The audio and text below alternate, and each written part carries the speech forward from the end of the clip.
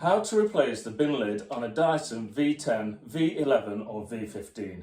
It's a really simple repair if you know how, and it's really quick too. Also, the only tool that you need is a flat-headed screwdriver. I'm going to talk you through the repair step by step, and then in the second half of the video I'm just going to play the repair back at half the speed, and that way you can work along with the video and pause it where you need to a little bit easier. We're going to start off with the bin on a flat surface upside down, and we're going to be opening the bin lid at 45 degrees, so not open much. We're going to put the screwdriver in between the left hand hinge and the main part of the body. It must be the left hand hinge as you look at it, because that's shaped to be able to come out.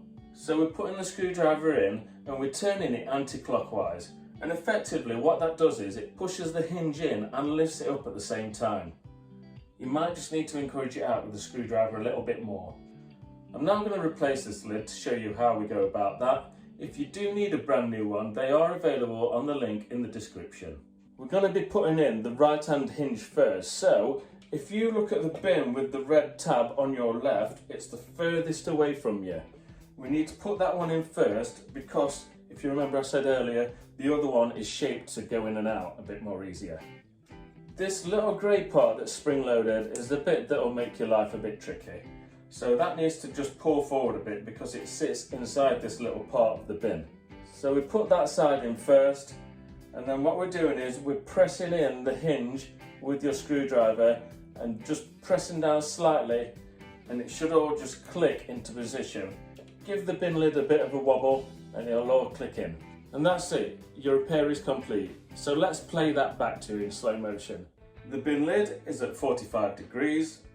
You're going into the left hand hinge with your screwdriver, and we're turning the screwdriver anti-clockwise. Then the hinge should pop out. It may just need a bit of encouragement. Then you can lift away your old lid.